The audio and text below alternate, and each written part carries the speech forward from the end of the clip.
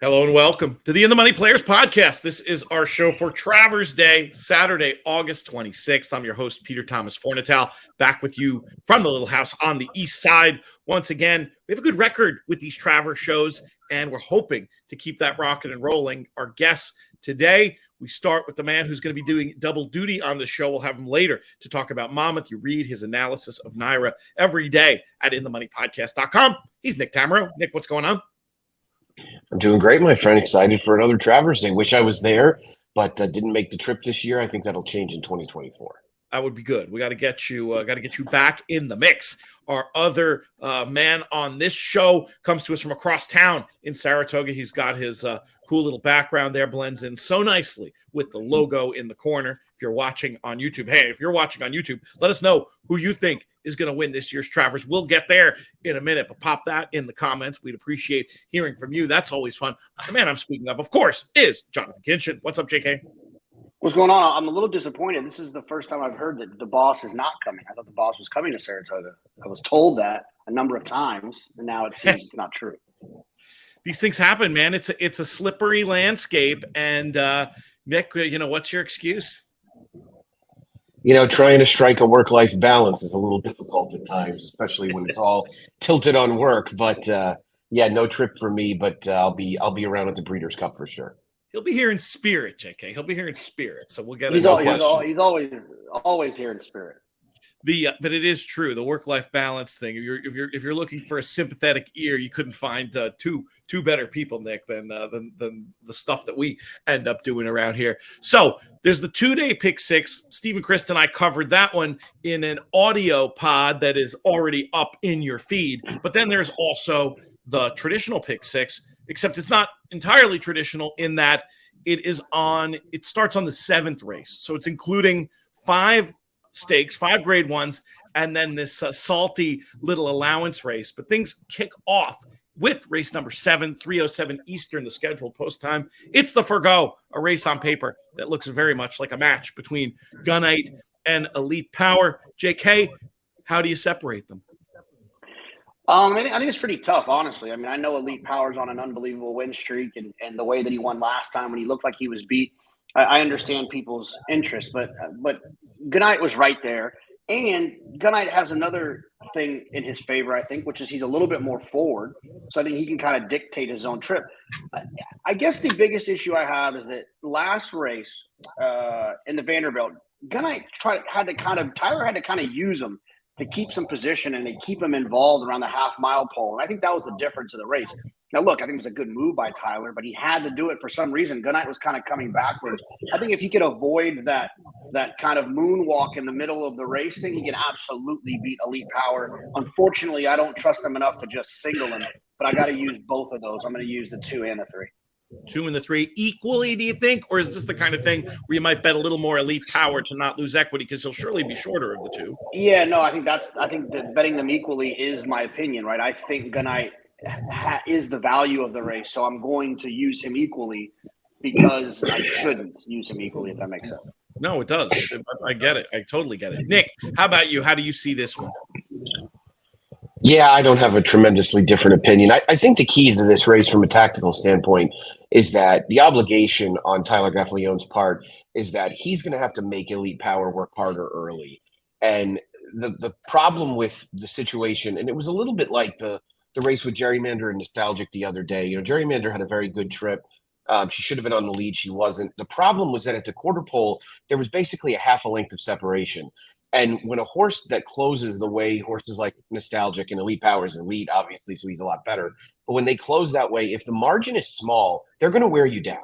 You don't have enough cushion built to keep them from getting you. And so to me, Goodnight needs to have a multi-length cushion. And the best way to maintain that advantage is going to be for him to go faster early. And I'm talking from a time from US perspective. I mean, he needs this pace to be in the 120s early in terms of pace figure, because that's going to dull Elite Power's run a little bit. Elite Power also has that quick, compact burst that works so effectively at 6 furlongs. I don't think he'd have a problem at 7 furlongs or beyond. He's obviously already a graded stake winner at 7/8, but I think he's most effective at 6 furlongs. I'm going to use both equally, but I'm going to use both. I am going to put a little more on Goodnight, though, and I'm going to try and make that an early opinion that might have a little bit of separator potential for at least the people that maybe are getting a little more bullish on Elite Power. Let's move to this allowance race. It's a turf sprint. We're going 5.5. We've got a big full field. Boy, this was a head scratcher for me. I'm hoping one of you can lend some clarity. Nick Tammaro, we'll keep it with you. I mean, I think one of the ways that you can create value in this sequence, and let's be honest, I mean, we've got 5 races to go, but there are going to be a lot of favorites that win in this sequence, is going to be to try and beat the 12 Southern horse. I don't see him being a horse that I want to take very seriously. The horse was barely getting there at 6.5 furlongs for a guy like Phil D'Amato. I don't trust him at 5.5 for David Jacobson. So I get David Jacobson wrong every time, as I whined about on Twitter yesterday. But I'm not using this horse. I don't see any point in using him. He'll have to work out a trip from the outside. He'll win without my money on him. Also, because I found interesting horses in here. If you draw a line through the 2 stakes races of the 10 Extendo, which both happen to be races where he was not treated with Lasix, look at what you're left with. That horse looks very interesting when you do that. Having the outside speed spot, I think, is advantageous as well. He's in light with Jamie Torres. I think he's quick enough to get the lead early. And the horse that I really like is the 5 Harry Time for Safi Joseph. He drew the rail in the Mahoney, and Luis Saez, who's an aggressive rider, used those tactics to keep him close early. And I mean, Luis was pumping away on this horse coming out of the gate. He got involved in a very strong opening quarter. He capitulated very easily after that. But this is another horse who'll get back to being treated with Lasix. Safi's numbers, Lasix versus non-Lasix, they're night and day. I think this horse is going to run a lot better. And I think he gets that stalking trip with Dylan that really could make him a major player. All right, some horses at prices for sure. Definitely saw that case for Extendo. That was one that I was going to mention if neither of you did. Sneaky chance to be the best speed, Lasix back on in a barn that does well in turf sprints, generally speaking. Yeah. JK, how about you? Are you seeing this case for Extendo? Who else do you like in here? Yeah, no, I thought Extendo made a lot of sense. The Forte Talking Pharaoh, another one who has some speed, and speed in turf sprints is always valuable. You get the red hot Linda Rice, you get a little American Pharaoh, you get a little midshipman mare. To me, there's an opportunity this horse could maybe improve on the grass. Did run on the grass prior, didn't run well at all, got hooked in a speed duel. And I just think this horse is better now, right? Was running like 60 buyers when they ran that bad turf race. Now running like high 80 buyers. Maybe that can translate. So I'll use the Forte Talking Pharaoh. I like the 10 Extendo. The 12 Southern horse, I will say this. The one thing I'll say is that we've learned that the California turf sprinters might do that game better than the East Coast turf sprinters. So that's one thing to keep in mind. But I guess if it comes up with some give in the ground, I'm not sure how Southern Horse will appreciate that. But the other thing to keep an eye on is if the 13 draws in. If the 13 draws in, I actually think this horse will be favored. So I want to see if there's any scratches in here. And a big full field, I guess it's extremely likely that one of the 12 will scratch. If the 13 Super Quest gets in, I think Super Quest could be tough. All right. So numbers to name check for you, JK. 4, 12, 13. Does that sound right? Yeah, I'm going to use the 10 as well. And look, I've got a pure respect for Nick. In a race where I'm spreading, I'll use Harry Time getting back on Lasix. Yeah, I was just super spready. I gave my picks for this sequence in the show with Steve Chris, but I'll just say I'm going to spread like crazy. I had my top line 10, 1, 6, and my back line 4, 5, 12, 13 for those for at home. Let's proceed to the next race in the sequence. We get back to grade 1 action, which is all we'll have the rest of the way. Jerkins, race we talk about all the time. Grade 1, 7 furlongs. We're always picking horses from this as early as February, it seems. Who's it going to be this year, JK? You know, this is a situation where, as a speed figure player, I'm supposed to single New York Thunder off of that performance. But this kind of reminds me a little bit of Chancelot, where, and no offense to the connection, I'm not saying it like that. It just feels like I don't necessarily trust it, even though it was fast. And I think that horses like Verifying, cutting back finally, Fort Bragg, who's been very impressive, who beat Saudi Crown, who's obviously a really good horse, and Arabian Lion, who it's Baffert in a 7 furlong grade 1 race. What else do you need to know? I think it's more simple than just trusting Fort Bragg. And I don't know what the hell they did with Drew's Gold. That was stupid to me. And so I'm just going to let that horse beat me. I'm going to spread in here a little bit. I'm going to try to catch one of these other horses beating New York Thunder, who I think they'll bet. I'm going to use 3, 4, 5, 6, and try to catch something here because I'm going to get pretty skinny the rest of the way. Okay, 3, 4, 5, 6, pretty much equally. Yeah. I mean, I think that Arabian Lion's going to be bet. Fort Bragg will take a little bit of money just because of the Baffert thing. And I think Verifying is probably the most interesting. So I have no problem having Verifying at a little bit of a equal number to the other ones. I was with you on Verifying. This is a horse I think we talked about for this race after the Kentucky Derby, where he set the pace, seemed like one that might benefit from a cutback like this and could have an absolutely excellent situation. Nick, how do you see it? Are you buying the case on Verifying? Where were your dollars going here? Yeah, I mean, I'm a slave to the cutbacks. I love the cutbacks. So I have no issue with Verifying. I wonder if this might just be a little bit too tough an edition of this race for a horse like him, because you generally don't get this race with horses with multiple 105 plus buyer speed figures. Yes. But you have 3 horses coming in off 106s or better. That's incredible. I mean, this is almost like Life is Good, Jackie's Warrior caliber, but really you have 3. And Drew's Gold is a horse who's pretty fast in his own right, having earned a 106 3 starts back into Woody Stevens before they've gone haywire and decided to run him every 2 weeks. I think the key to the race, obviously, is how much pressure he and One in Vermilion can potentially put on New York Thunder. New York Thunder's early pace figures are not robust by any means. I mean, he is not some, he doesn't have the early speed that a horse like Chancelot does, but he finished up like a horse that's definitely Breeders' Cup Sprint caliber. We'll see if he performs at the same level. I mean, it was the classic out of nowhere huge performance. He got a -3 Thorograph. It's the kind of race that you can almost bank on not being duplicated.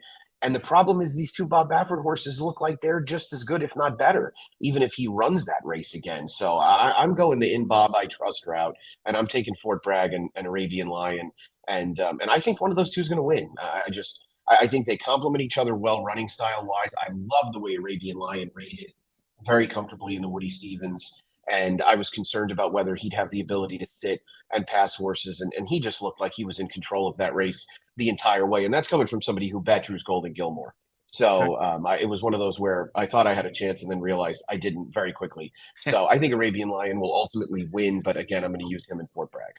4 and 6 to the hoop for Nick, relying on those Baffert team tactics, perhaps, to give a little bit of extra edge in this spot where maybe you end up with the best of speed and the best closer. Let's talk race 10. It's the Ballerina. It's another one that looks like a match on paper between Echo Zulu and Goodnight Olive, though I could make you a wise guy case for somebody to maybe split those 2 in the exacta. How do you approach this one in a bet like the Pick Six, Nick? Well, I smoked out Echo Zulu. So, I got to tell you, I think she's got a big shot in here. It's funny. Echo Zulu is the kind of horse that I think that those of us that use speed figures, which, I mean, obviously anybody who's trying to do this seriously is using some form of speed figure. I think she's the kind of horse that shows you that speed itself is such an incredible weapon. I know Jonathan's been saying this for years, and you're absolutely right. But, the fact that last time they really let her kind of open the throttle early, look at what happened. I mean, she took Frank's Rocket, who, even at the age of 7 or whatever she is now, is still a perfectly competent racehorse and arguably had been better so far in 2023 than she'd been at any point in her career. And she just completely subjugated her. I mean, she left her behind at the 3/16 pole like she was tied to it. It was an incredible performance. I love Florent as a fit for Echo Zulu because to me, he's at his absolute best on the front end. I think she's going to win this race as comfortably as she won the last race. And that's coming from somebody who wanted to try and find an alternative. But I think the play for me is a cold 6-8 exacta trying to beat Goodnight Olive. My problem with Goodnight Olive is that they seem to have gotten overly conservative with her running style wise.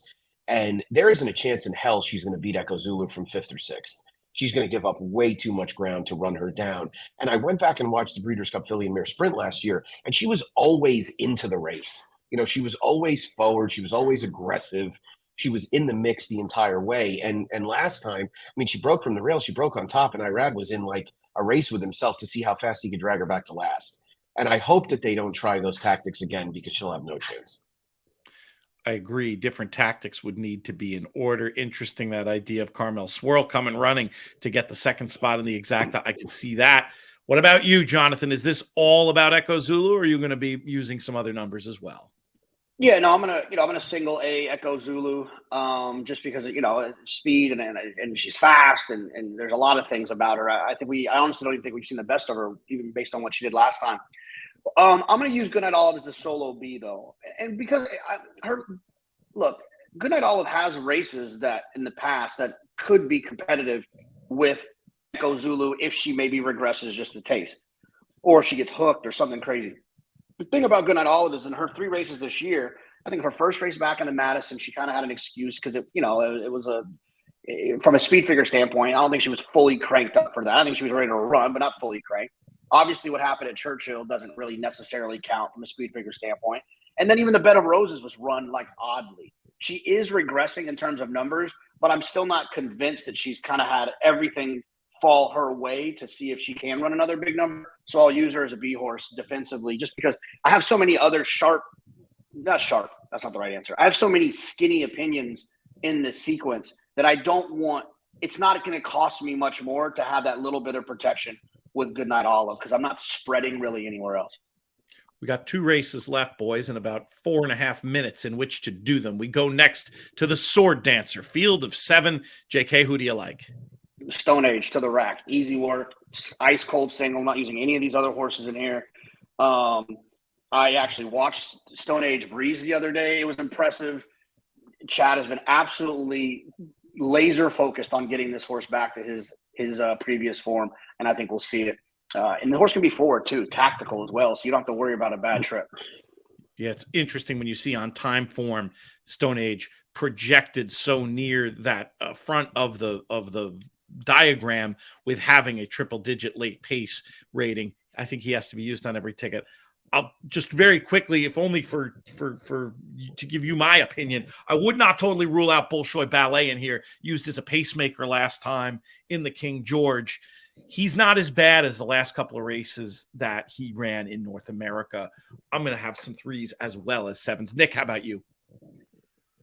Yeah, I'm glad you brought up Bolshoi Ballet. I think Stone Age is a horse to beat by far. One of the angles on Bolshoi Ballet is that he wants fast ground, right? So that's part of the reason why he's over here. He got kind of bottomless ground at Ascot last time, and really was never going to be effective against that caliber of horse anyway. So I think he's a little dangerous as maybe an alternative to Stone Age. Stone Age is funny, and you bring up the pace projector, and in that he's actually been involved in 3 fast-paced races, which doesn't happen all that often, and he can be forward as well. It's just a matter of I can't find anybody else I could warm up to. I can't get behind another Channel Maker wire job. Pioneering Spirit's a joke. So's Daunt. And Verstappen did no running last time. And Soldier Rising got into trouble around the turn when Rebels Romance clipped heels. But he did no running down the stretch. And Jose is a guy that will wrap up on horses that are beaten. He continued to ride him, and he didn't gain any ground. You can get the replay of that race. It's not available on RTN and through your ADWs, but if you go back to watch the Saratoga live show on YouTube, you can see it, that when Rebels Romance goes down, he does get checked and gets bumped, but he just kind of spun his wheels the rest of the way. He was a little too far inside in the Manhattan for me also. Nick, we'll let you kick off the Travers because I know you have a time pressure, and then you can just drop if you need to get out here cold at that appointed time. If you can stick around, all the better, but I don't want to keep you past what I told you I was. Who do you like in this loaded Travers? It's amazing. We've got, the 3 Triple Crown winners, the 2-year-old champ, but who is going to win on Saturday? So, I kind of became an Arcangelo guy after he won the Peter Pan. I liked him in the Peter Pan, and I'm going to stay there. I don't mind the Travers, the Belmont to Travers layoff. He's a horse who's trained well his entire career. He apparently continues to.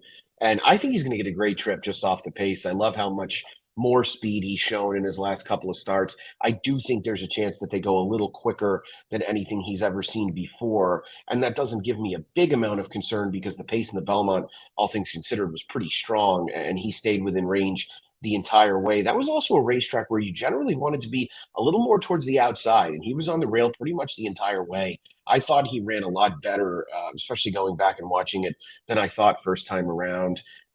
If David Aragon is usually as sharp as they come when it comes to the morning line, I guess he's going to be a very clear second choice. And if so, then I wish for a little bit better price, but I could actually see Forte going down off the 7-5 as well, given his popularity. But it's Arcangelo for me. I don't have a big read against Forte. I'm not throwing him out or anything. He could certainly win. I just prefer Arcangelo. Those will be your numbers for the pick six, though. 2-1. You're not fooling around with Mage or National Treasure or any of these others. I would honestly, if I get a live to Arcangelo, I'm fine with it. I'm not going to use anybody else. The way this sequence shapes up, I'd rather spend money on backups like Bolshoi Ballet or using him as another A. If I get a live to Arcangelo, I'm fine with that. All right, Nick, we can let you go. JK, you and I will wrap. I'll stick around to hear the. I'll stick around to hear the rest. Do of it. No reason. Well, the one that I think is interesting from a wise guy perspective, maybe to have on some pick six tickets. Well, I did actually pick in the race. I think there's a squint if you see it case on Disarm, and I think Disarm could be double-digit odds in here. Are you buying that at all, Nick? I wanted to like this horse, and I went back and watched the Jim Dandy twice, and he was coming off a nice win on the slop. I didn't think he ran a step last time. I know he was a little inside, but Saudi Crown was never that far off the rail until mid-stretch or so. I thought my squint to make a case for horses I'd actually make more of a case for Tapit Trice. I think Tapit Trice needed a new rider. Of course, best wishes to Luis Saez as he tries to get back. Luis Saez is not a good fit for Tapit Trice. Luis Saez is not a deep closing distance dirt rider. And generally the blinkers on has not been a good angle for Todd. It obviously worked with Forte. That was my problem. This is a horse who's probably needed the blinkers all along, though. He's always kind of running spots. He's not been able to put himself into good forward positions. I think he's going to run better, even though Forte outworked him when he was outfitted with his blinkers. But he's my kind of, if you can make a case, horse.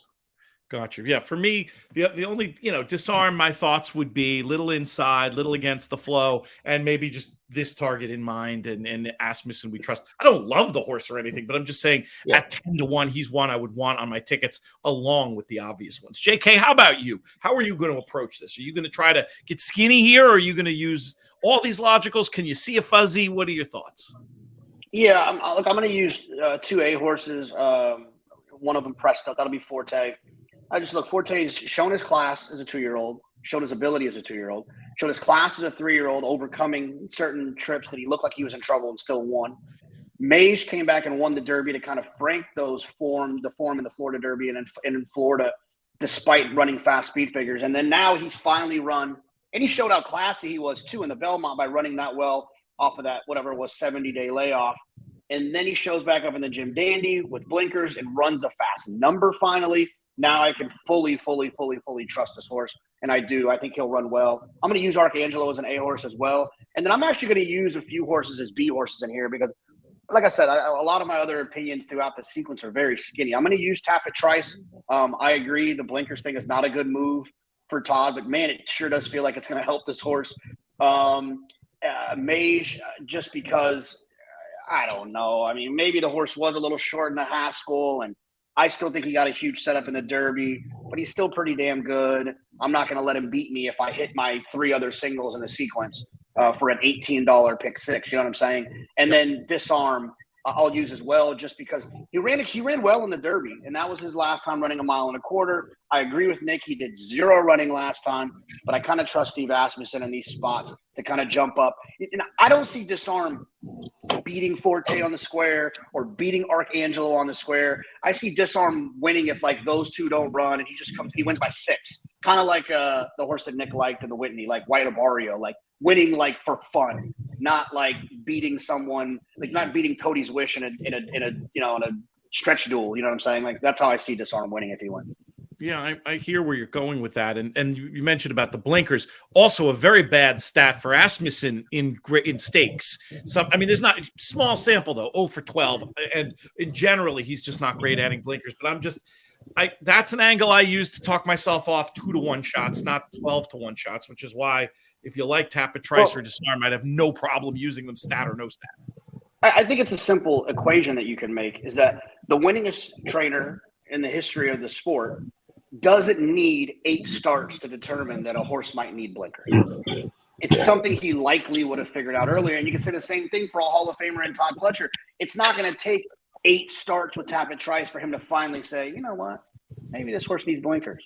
You know what I mean? Yeah, it makes sense. You know what I was going to say real quick, and I wanted to get your opinion on it before we end it.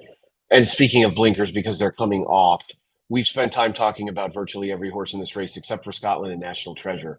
What exactly is National Treasure doing here? I mean, if he, right? I mean, isn't there a little bit of Bob knows his horses as well as anybody. Yeah, well, the horse is a Preakness winner.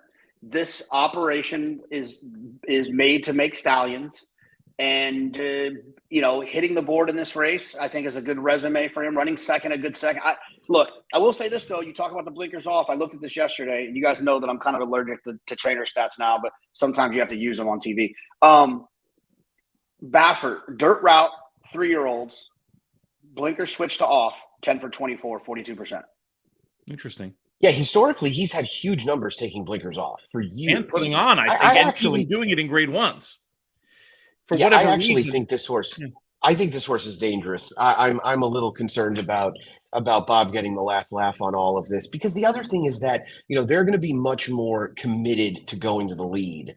And who exactly is keeping him company early? I don't think Scotland is going to get used hard to stay close. So I've never thought much of this horse, but I do think there's at least a chance that he could get a little brave if he sees some open space on the front end.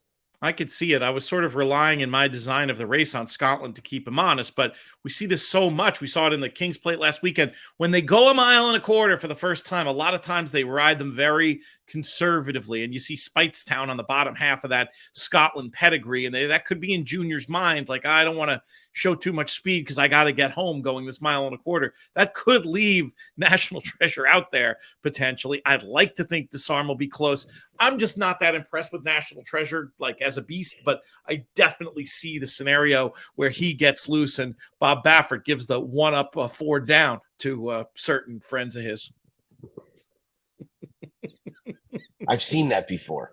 I've seen that movie before. He ends up with the 2 grade 1s, and I mean, it's not nuts. I don't think I will include, but it's one of those. You sometimes play that game. What's the most likely scenario where I get beat? Well, that's a pretty likely one. You mentioned Scotland too, Nick? Did you have any use for him in this spot? No, I don't think he's good enough when push comes to shove. I know Il Miracolo came back and won the Smarty Jones the other day, but that was just a very, very soft situation for him last time, and I thought that was kind of his time to shine. I still think this horse really makes his money ultimately as a 1-run, 1-turn kind of horse, but he could have more influence on the race than a common 10 or 12 to 1 shot, because really how much pressure he puts on National Treasure will ultimately lead to how the race ends up unfolding. I hope it's a lot. I hope I hope we get some pace here. It's a truly run race, and we get to see a real relevant data point to who the best 3-year-old is. It's as exciting a Travers as I can remember, at least back to the Faro one. I'm really pumped for it. JK, any closing thoughts before we close this segment of the show on Travers, or anything else on this Travers Saturday?